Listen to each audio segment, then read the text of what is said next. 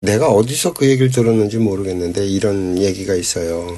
성당이 이렇게 있어. 거기에 이제 성직자 높은 양반이 있고, 보통 이렇게 생각을 할 때 그 성직자가 그 아주 거룩하고 성스러운 분이라고 생각을 하고 사람들이 보통 살잖아. 근데 이 양반이 돌아가셨는데 천국에 못 간 거야.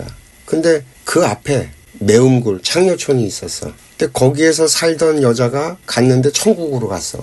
이게 무슨 일이냐 그래갖고 자세히 그 내용을 들여다보니까 이 성직자는 그 매음굴 그 창녀촌에 있는 여자를 찾아보면서 음욕이 올라온 거야. 성욕이 올라온 거야. 그래서 이제 막 그러면서 욕을 했던 거지. 자기는 그렇게 살지 못하니까 막 욕을 했던 거야. 근데 반대로 이 창녀촌에서 살던 그 창녀는 성당을 쳐다보면서 자기의 죄를 맨날 뉘우치고 용서를 구하고 막 이러면서 살았던 거야. 자기의 처지가 이렇지만 자기 마음은 항상 그 교회를 보면서 자기가 비록 상황이 이래서 이렇게 살지만 정말 그렇게 속죄를 하는 마음으로 일평생을 살다 죽은 거야. 결국엔 천국에 누가 갔냐면 그 창녀로 살았던 그 여자가 천국에 가고 이 고위 성직자는 오히려 지옥에 갔다라는 이런 얘기가 있거든. 우스갯소리가. 부처님이 이렇게 나타나잖아. 부처님이 딱 나오면 이 부처님의 제자들이 있을 거 아니야. 부처님 때문에 배우고 깨닫고 알게 되는 게 많은 게 있겠지. 그지? 그래서 동시에 수준이 확 올라가긴 할 거야. 한 차원 높게 생각하고 뭐 이런 식으로 차원이 올라가긴 할 거야. 근데 자기 자력으로 깨달은 게 아니잖아. 자기 거가 돼야 되는데 자기 거가 되냐. 이게 퀘스천 마크가 붙는 거야. 뭐 우리 구인사뿐만이 아니라 다른 데도 다 마찬가지란 말이에요. 종교단체가 만들어지고 할 때 분명히 어떤 종교단체를 만들거나 교회 목사도 마찬가지야. 교회를 자기가 개척해서 교회로 나오거나 절에 스님이 튀어나와서 자기가 절을 만들거나 뭐 어떤 도인도 다 마찬가지란 말이야. 세상에 없는 걸 자기가 만들어내는 사람들은 그만한 힘이 있고 그만한 깨우침이 있고 뭔가 배울 만한 게 있으니까 사람들이 거기에 몰려갈 거란 말이지. 그래서 그 걸출한 사람이 나오게 되어 있어. 분명히. 그럼 이 양반은 난놈이란 말이야. 문제는 그 주변이야. 그 주변이 그 양반처럼 되냐. 그게 되면 내려가는 거지. 이어서. 근데 그게 안 되면 깨진다고. 대순진리도 한 양반에서 나온 건데 결국엔 갈라지고 깨지잖아. 깨져갖고 이렇게 저렇게 되고. 이대를 내려가기 힘든 집단들이 있어 보통. 걸출한 도인이 나왔는데 2대를 내려가기가 힘든. 거기 파벌이 갈려져갖고 싸우고 쌈박질하고 그래갖고 갈려져. 그러면 1대가 그 걸출한 도인은 아닌 거야. 파벌이 갈리고 싸워서 갈갈이 흩어진다는 얘기는 공부가 그만큼 연결지 못했다는 얘기잖아. 제자들 공부가. 그리고 제자들 공부가 연결지 못했다는 얘기는 그만큼 못하다는 얘기잖아. 근데 구인사처럼 이렇게 조사 스님이 나오고 이대 큰 스님이 나와서 그 법통이 그대로 이어져 내려가면 흐트러지지 않잖아. 사실 그 조사 스님 제자라고 했었던 사람들 중에서 뛰쳐나간 사람들이 있어. 없는 거 아니야. 저 강릉에도 하나 있고 저쪽 공주에도 하나 있고 뭐 있단 말이지. 갈라져 나온 데가. 근데 정통 뿌리는 어디로 갔어? 이대 큰 스님 구인사로 그냥 그대로 법통이 내려오니까 이대 큰 스님 때 이렇게 확장이 확 돼갖고 전국으로 이렇게 더 크게 조사 스님 때보다 더 크게 확장이 되잖아. 세가 늘어나고. 그런 것처럼 그 삼성도 처음에 이병철 회장이 길을 놨지만 거기서 장자가 계승을 못했잖아. 장자는 CJ 쪽으로 갔단 말이야. 처가 쪽으로 해갖고 CJ로 내려갔고. 법통은 누가 이어받아? 이건희 회장이 물려받잖아. 그래서 삼성이 글로벌 기업으로 성장을 하고 지금 전 세계 그룹으로 성장을 한 거잖아. 나는 마찬가지라고 보는 거야. 현대 같은 경우도 자식한테 못 가고 거의 현정은 며느리한테 갔지. 현정은 회장한테. 그룹은 그쪽으로 내려가고 이 현대 자동차 쪽은 계열사로 분리가 돼갖고서 정몽구 회장이 이렇게 했는데 정몽구 장자 계승이 현대자동차 쪽으로 해갖고 현대자동차가 지금 현대그룹보다 더 잘 나가잖아. 현대자동차는 지금 전 세계 글로벌 그룹으로 성장했는데 현대그룹은 사실 그렇게 글로벌한 그룹이 되지 못하고 있고. 그러니까 법통을 누가 이어받아서 내려가느냐의 문제이란 말이지. 가족도 마찬가지야. 한 가족도 자식을 낳는데 한두 명 넣은 게 아닐 거잖아. 이렇게 많이 났을 거 아니야. 그럼 그 중에서 그 법통을 누가 가져가느냐는 장자 계승을 원칙으로 삼았지만 장자가 계승이 되느냐고. 장자한테 물려주고 싶은데 장자가 제대로 그 부친의 선대업을 갖다가 공부해서 자기 거화 하지 못하면 물려 내려갈 수가 없잖아. 그럼 뻔히 그게 보이는데 거기에다 물려줄 수 있겠냐고. 그러니까 자식을 낳아서 자식을 기르는 게 아니라 자식을 낳아서 제자로 만들어서 물려주는 거야. 그러니까 돈이 문제가 아닌 거야. 그 정신이 문제인 거지. 어떤 정신을 물려주느냐로 그 집안 가문이 내려갈 수 있는 거지. 정신이 내려가지 않으면 그 집안은 콩가루 돼가고 결국에는 무너지게 되어 있다고. 이 작은 단위의 원리와 큰 단위의 원리가 둘이 아니고 하나야. 결국엔 다 똑같아. 이걸 개인 가정으로 갖고 오건 회사로 가져가든 뭐 종교단체 종단으로 가져가든 이걸 국가로 가져가든 나는 원리가 다 똑같다고 보는 거거든. 그 재미난 게 있어요. 그 사회학에 덤버의 수라는 개념이 있는데 이 덤버의 수가 뭐냐면 한 사회학자가 이제 그런 주장을 핀 거야. 한 개인이 한 사람이 일생을 살면서 자기가 이렇게 관리를 할 수 있는 사람의 숫자가 150명을 넘지 못한다. 그러니까 150명 이 짝 저 짝이다라는 얘기를 해. 아무리 많아봤자 150명을 넘지 못한다.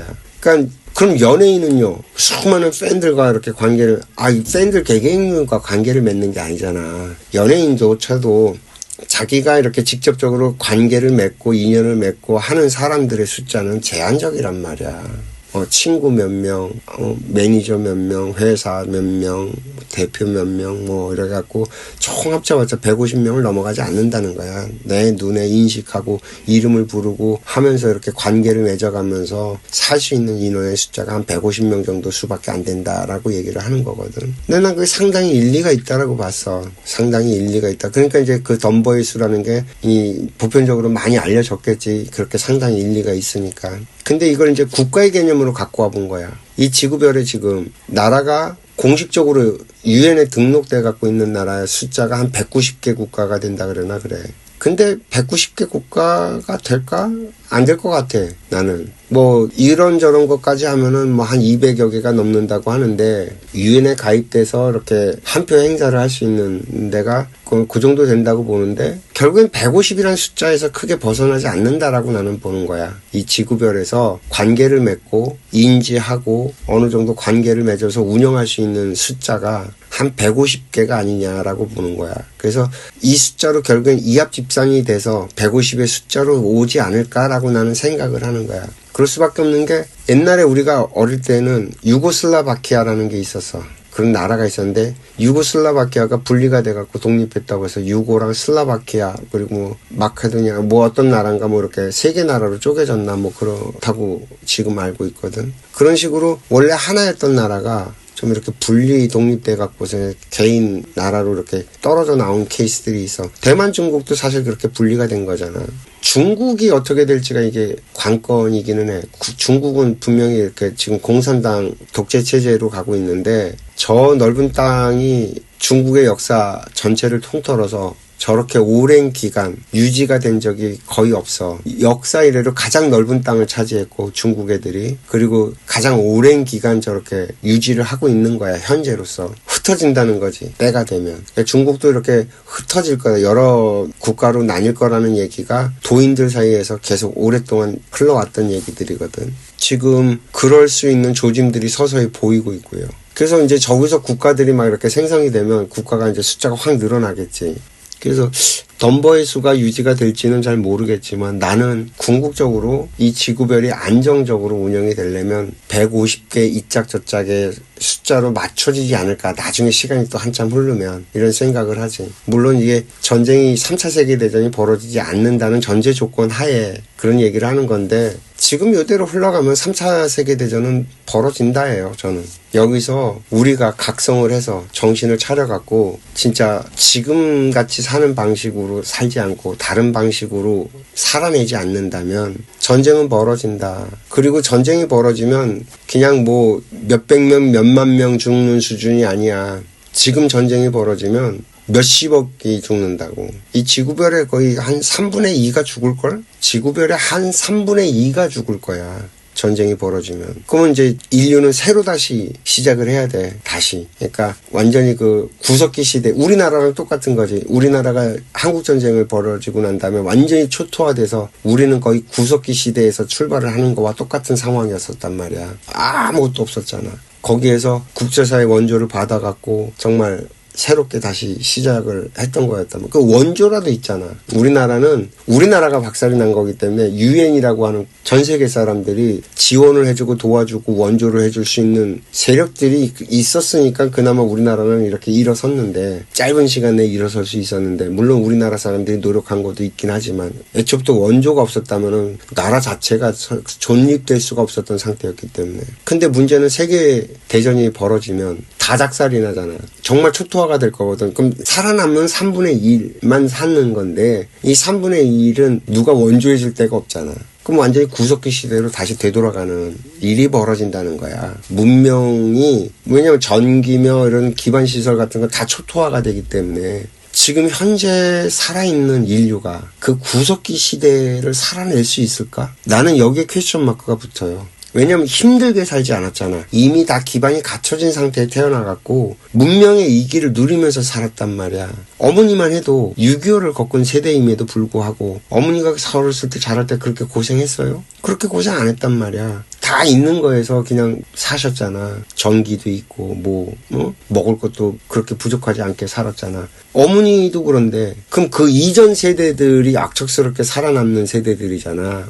아무것도 없는 데서 살았던 건 그 이전 세대들이란 말이야. 그러면 현재 지구상에서 살아있는 인구는, 이 인류는 문명이 어느 정도 받쳐주고 갖춰주는 상태에서 살아남은 종족들이지 아무것도 없이 깡그리 맨바닥에서 살아남을 수 있는 종족들이 아니라는 얘기야. 그러면 문명 속에서 살았던 인류들은 못 견뎌. 다 죽어버릴 수밖에 없어. 그러면 살아남을 수 있는 종족들은 어떤 종족들이냐? 애초부터 별로 없었던 종족들. 저 아프리카에, 저 인도에 정말 그 험하게 사는 사람들 있잖아. 억척스럽게 생존하기 위해서 버티고 사는 사람들. 여기들은 살아남을 수 있지만 도시에서 자라서 도시에서 큰 사람들은 이 지구가 전쟁이 벌어져서 싸그리 망하면 생존 자체가 불가능하다고. 살아남기 위해서 뭐든지 할 수 있는 마인드가 안 돼. 나부터라도 그렇게 살으려면 안 살아. 그냥 굶어 죽고 말지.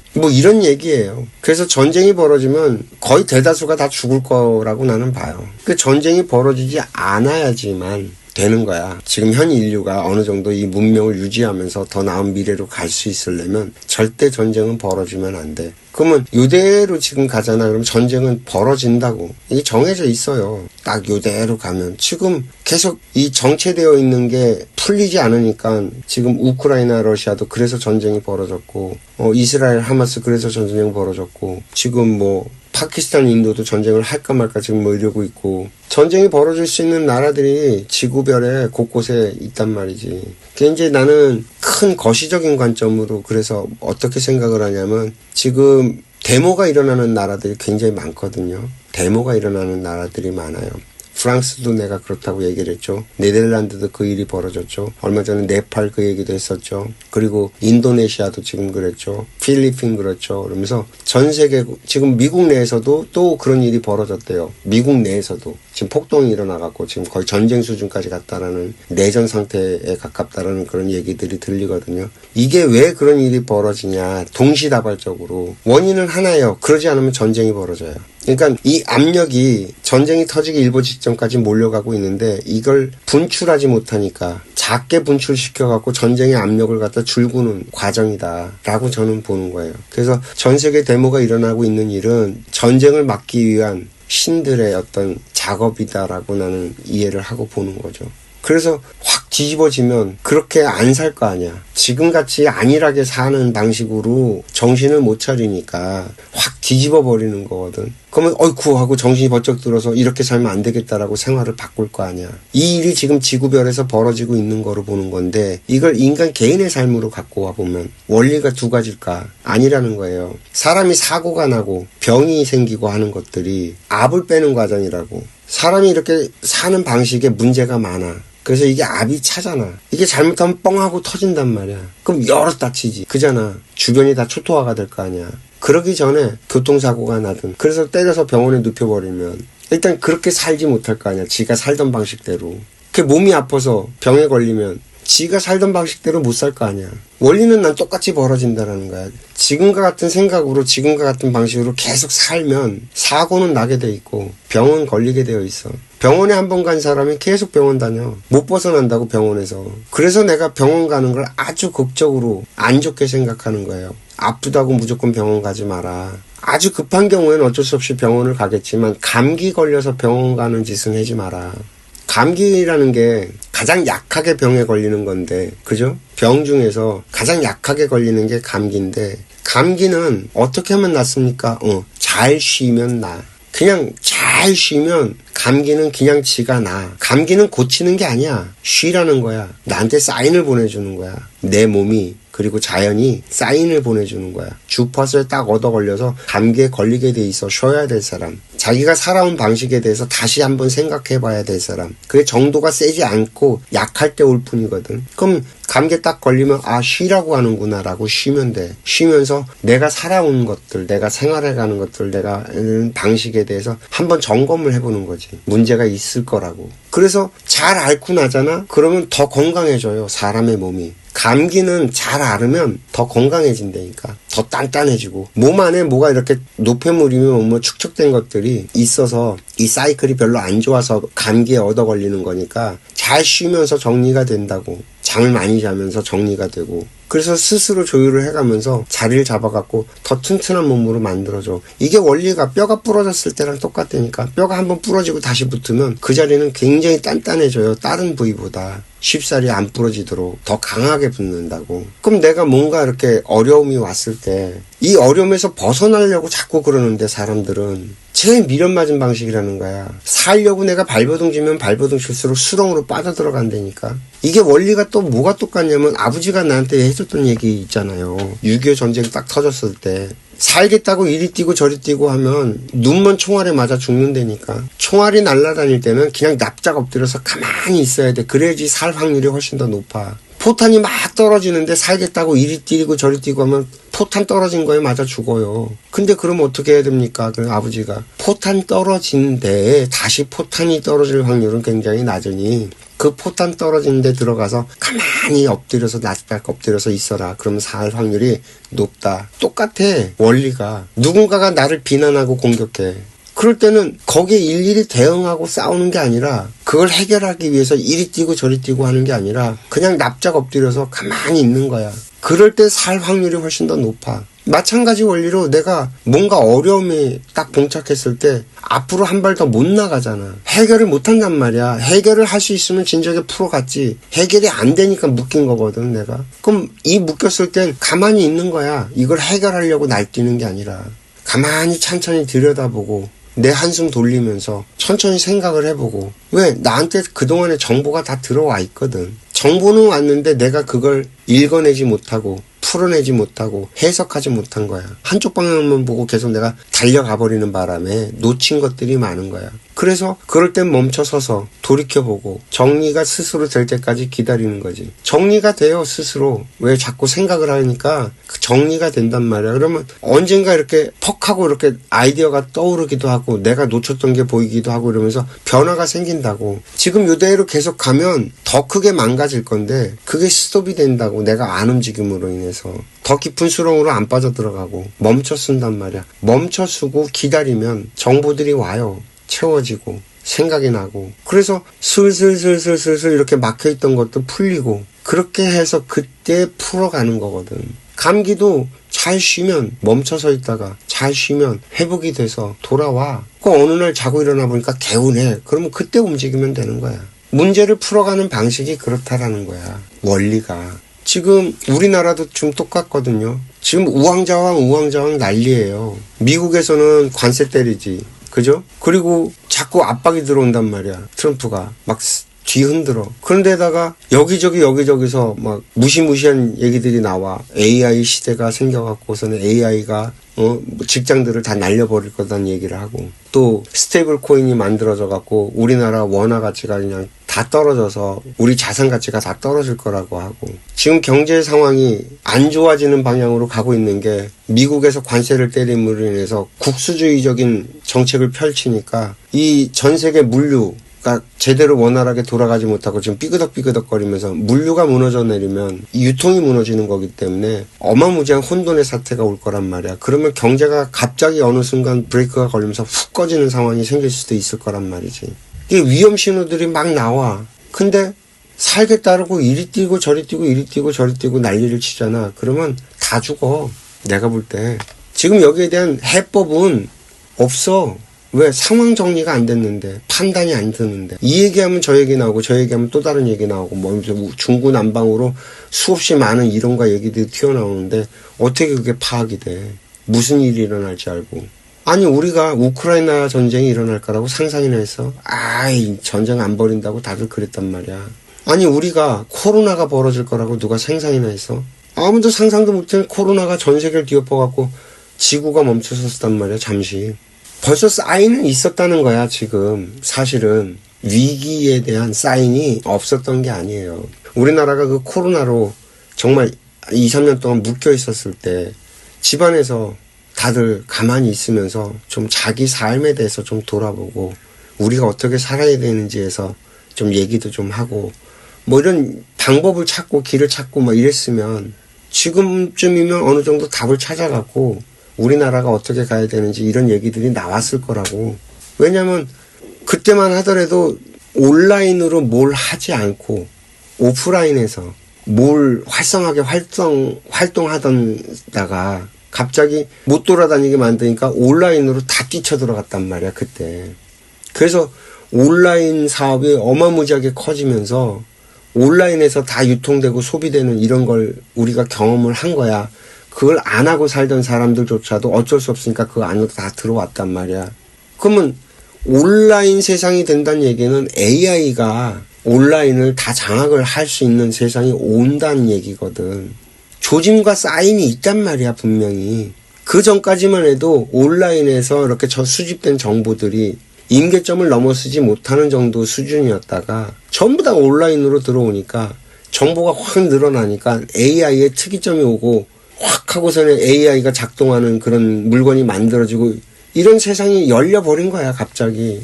그 감기에 걸렸을 때, 코로나 걸렸을 때 내가 잘 알았으면, 잘 앓고 나면 건강해진 몸으로 지금 뭐 스테이블 코인이니 AI니 뭐 이런 것들을 갖다가 이겨낼 수 있는데 감기에 걸렸을 때, 코로나에 걸렸을 때 앓지를 않은 거야. 그냥 약 먹고 그냥 계속 활동을 한 거야. 쉬질 않고.